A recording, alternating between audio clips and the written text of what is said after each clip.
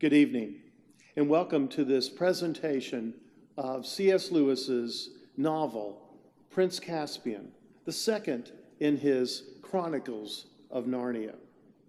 When we last left the four children, Peter, Susan, Edmund, and Lucy, they were enthroned as the rulers of Narnia by the lion, Aslan, who is the Christ figure in these stories.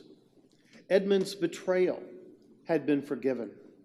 The White Witch had been killed, and there was peace and prosperity in the land of Narnia. Then we're told at the beginning of this next story, entitled Prince Caspian, that the children went back through the door of the wardrobe. When they did, they found themselves as children again in the old professor's house, and no one had even noticed that they'd been gone. It was as if no time had passed. Eventually, their vacation time is now over, and they have to go back to their schools. So, they find themselves at the beginning of this story of Prince Caspian, sitting in a railroad station, feeling gloomy about their vacation time being over, when they feel themselves being pulled by an invisible force. Suddenly, the train station has vanished, and the children find themselves in a woody place with trees, branches sticking them so that they can hardly move. Pushing their way through the dense thicket, they soon find themselves on the edge of a forest, looking down upon a sandy beach. The children are soon down in the water, wading in their bare feet. Before long, they begin to get thirsty, and they decide to look for a stream. Soon they find one, and after they refresh themselves, they discover an orchard of delicious apples, obviously planted by someone long ago, since the island they are on seemed to be deserted.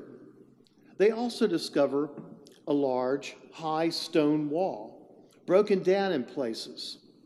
Finding an archway in the wall, they walk through it into a large open field of grass with stone walls all around it. It seemed to them like a quiet, secret place. Then they realize that they are in the remains of an ancient castle, and they are now standing in the courtyard. As they explore the ruins, thinking that there's something not quite right about it all, Peter, the oldest, realizes that this ruined castle is Cair Paravel, the castle where they had been kings and queens in Narnia. But they can't imagine how it could have aged so much to be in that kind of ruin. It had only been a year since they had come back from Narnia through the wardrobe. So how can this be? Then Lucy said that if it really was Cair Paravel, then behind the raised platform that was a dais where their thrones were, there would be a door leading to the treasure chamber.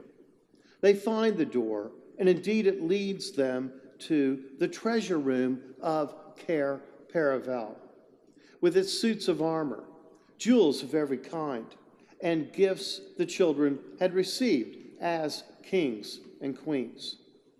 But the gifts they were most anxious to find were the magical gifts that Peter, Susan, and Lucy had received from Father Christmas. Lucy's little bottle containing a magical elixir, Susan's bow and arrows were missing. They'll turn up later. But the horn that was used to call for help, and Peter's shield and royal sword. Now the children began to feel like they were kings and queens again.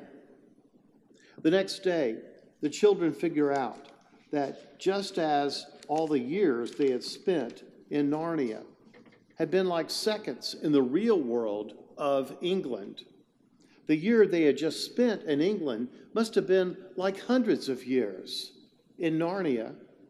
So no wonder that their castle was now in ruins.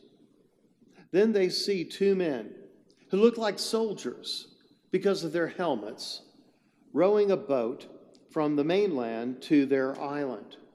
When they get close to the shore, the children notice that they've got a dwarf all tied up with them, and it looks like they're going to drown the dwarf.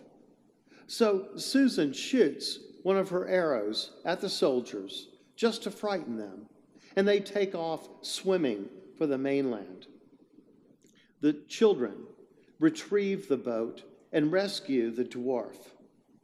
The dwarf tells them that nobody comes to the island from the mainland because they've been told that ghosts haunt the mainland, that ghosts haunt the island.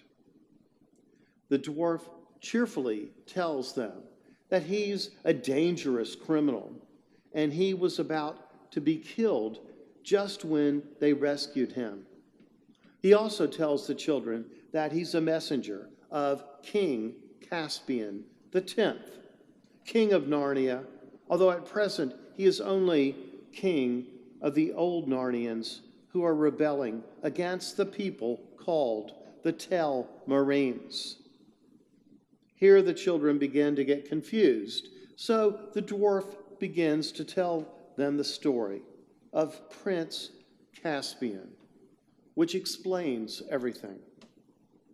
Prince Caspian lived in a castle in the center of Narnia with his uncle, King Miraz, and his aunt, Queen Prismia. Caspian's parents were both dead, and he didn't care much for his uncle and his aunt, who only spent time with him when they thought they had to. What Caspian loved best was his nurse, who told him wonderful stories about what she called the old days of Narnia.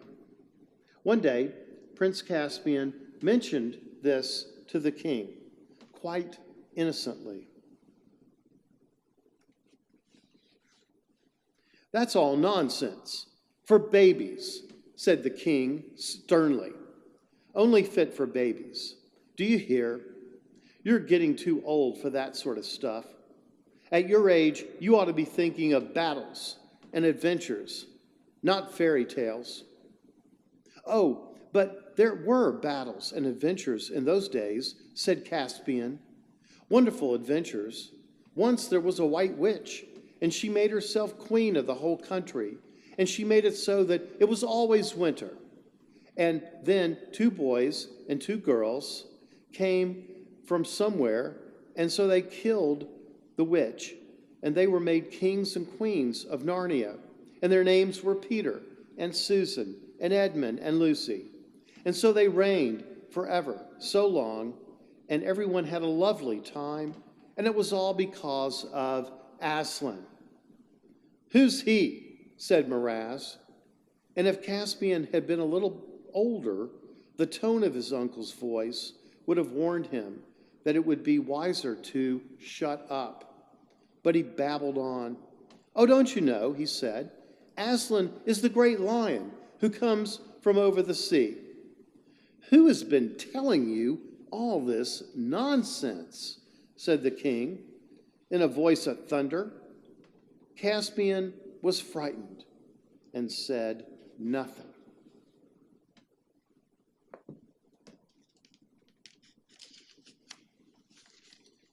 Unfortunately, Caspian's beloved nurse was sent away for telling him about the old days, and a tutor was appointed for Caspian. Caspian grew to love this tutor named Dr. Cornelius. And one day, the doctor told Caspian secretly that the stories he had heard about the old days of Narnia and Aslan were all true. Not long after this, Caspian is awakened in the middle of the night by the doctor, who tells him that his life is in danger. His aunt, the queen, has just given birth to a son who will be heir to the throne. So now the evil king will kill Caspian, just as he had killed Caspian's father. The doctor tells Caspian that he must leave the castle immediately and travel south.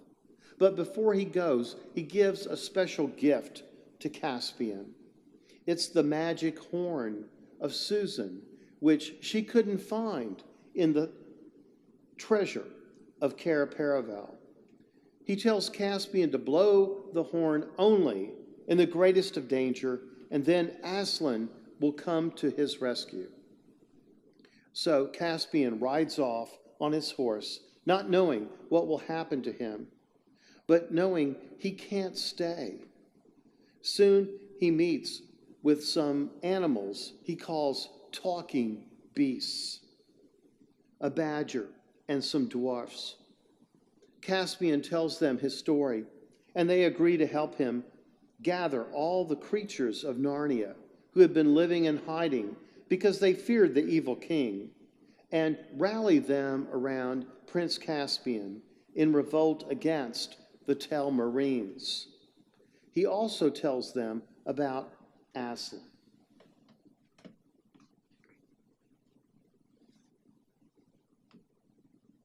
As firmly as that, I dare say, said Trumpkin. But who believes in Aslan nowadays? I do, said Caspian. And if I hadn't believed in him before, I would now. Back then among the humans, the people who laughed at Aslan would have laughed at stories about talking beasts and dwarfs. Sometimes I did wonder if there really was such a person as Aslan. But then sometimes I wondered if there were really people like you. Yet, there you are. That's right, said Trumflehunter. You're right, King Caspian. And as long as you will be true to old Narnia, you will be my king, whatever they say. Long life to your majesty.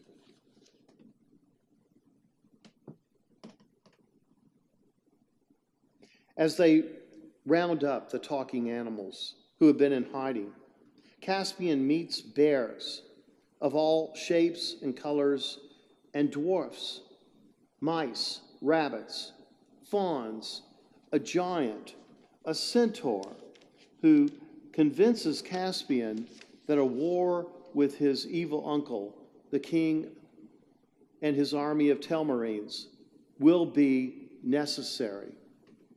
Then old Dr. Cornelius shows up, and he tells Caspian that the king has heard of the revolt and is leading his army against them.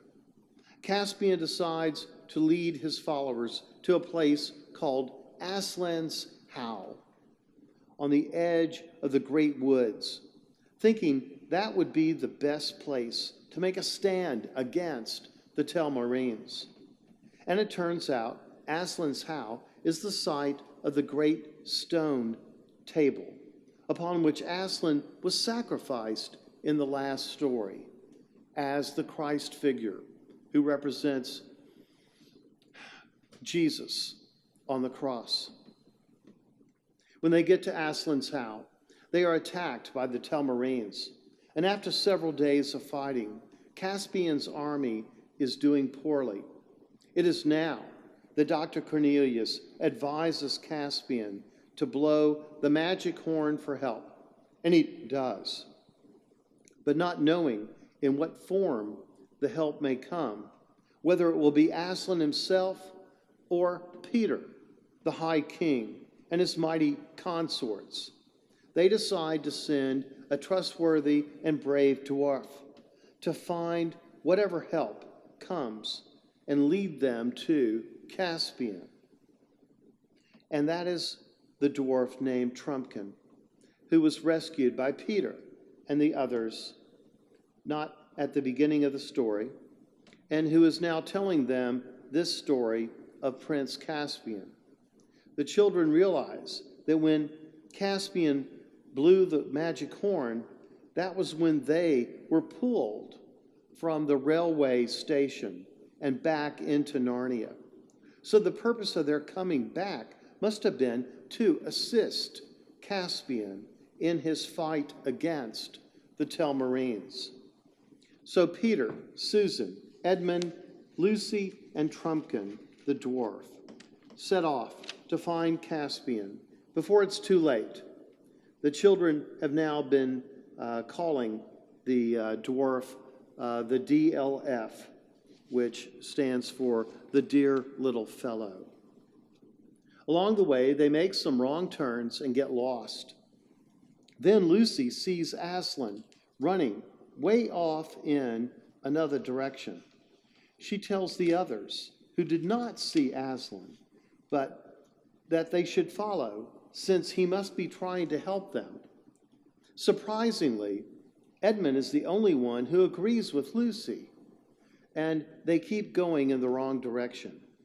Then that night, while they're all sleeping, Aslan calls to Lucy, and she comes to him. Aslan, Aslan, dear Aslan, sobbed Lucy, at last.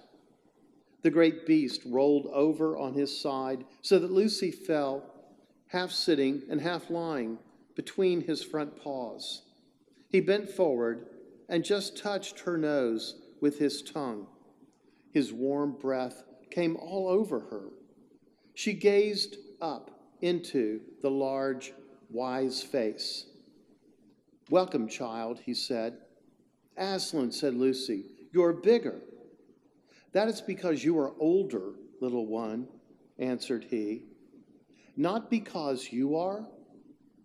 I am not, but every year you grow, you will find me bigger. For a time she was so happy that she did not want to speak. But Aslan spoke. Lucy, he said, we must not lie here for long. You have work in hand, and much time has been lost today. Aslan tells Lucy to awaken the others and tell them to follow him, even though at first only Lucy will be able to see him. Lucy finally convinces the others to follow Aslan, even though they can't see him. But Susan makes a big fuss about how silly Lucy is acting. But they follow Lucy, who is following Aslan, and slowly they each begin to see him. Even Susan sees him eventually. Lucy, said Susan, in a very small voice. Yes, said Lucy. I see him now. I'm sorry. That's all right. But I've been far worse than you know. I really believed it was him, yesterday, when he warned us not to go down to the firewood. But I really believed it was him tonight when you woke us up. Deep down inside. Oh, I could have if I'd let myself. But I just wanted to get out of the woods and, I don't know. And whatever am I to say to him?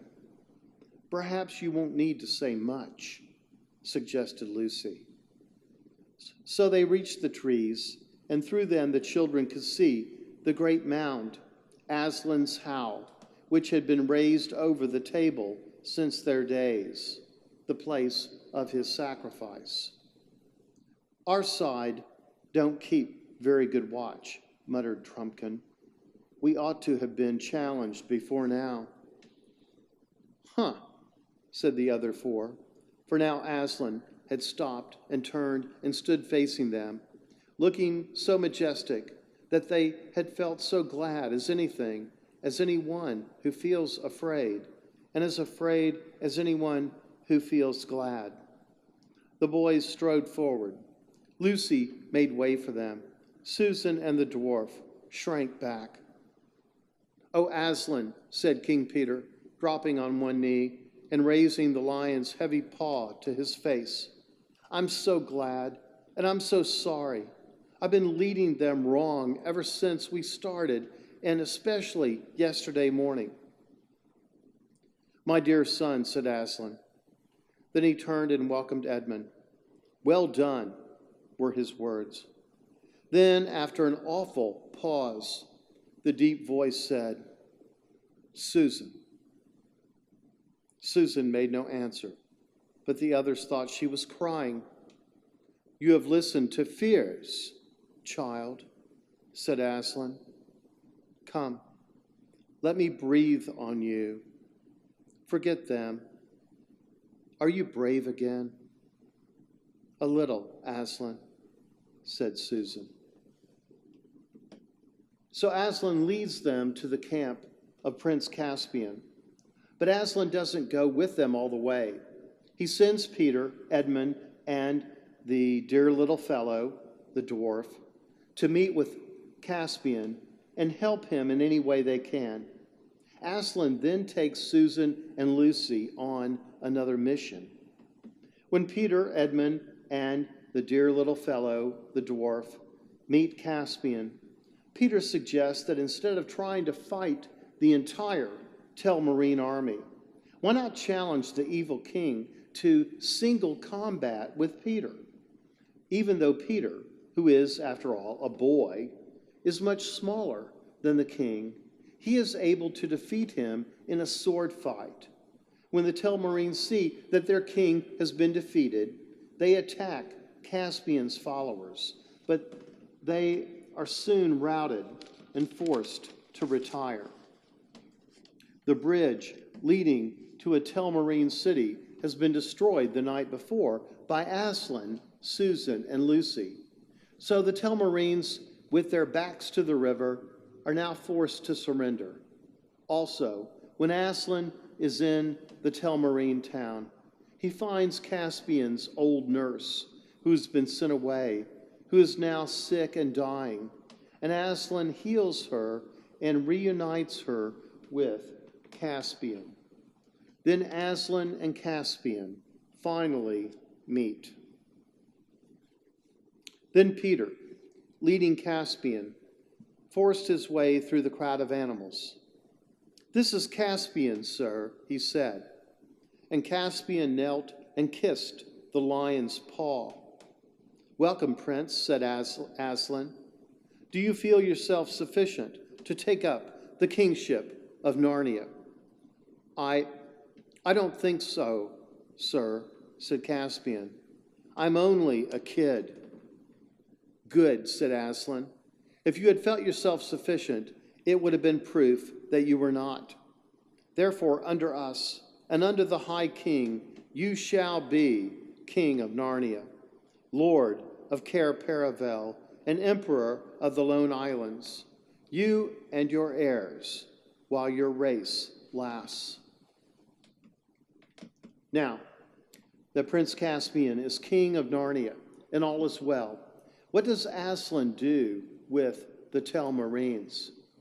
He opens a door in the air and says that all Telmarines who do not want to live in Narnia under the new King Caspian can walk through the door and go back to the world of the human, our world, where their ancestors originally come from, and about half of them decide to do this. Peter, Susan, Edmund, and Lucy realize that they too must walk through the door and return to their lives in England and go back to school. And Aslan tells them that Edmund and Lucy may need to return to Narnia later for further adventures. But sadly, Peter and Susan are now too old to return to the land of Narnia. And here, we might ask ourselves if we are too old for fairy tales such as these. considering the dangers and threatening world that we live in. But I think that one of the sad things about growing old is that we lose that spirit of youth that believes that we can be heroic and that our lives will make a difference in the world. I believe that the Holy Spirit is just waiting for us to ask for an adventure and a chance to be heroes again and a chance to change the world, if only our little corner of it. Next week, we'll hear a presentation of the Voyage of the Dawn Treader, in which we shall meet the most obnoxious brat in all of English literature. I hope to see you then.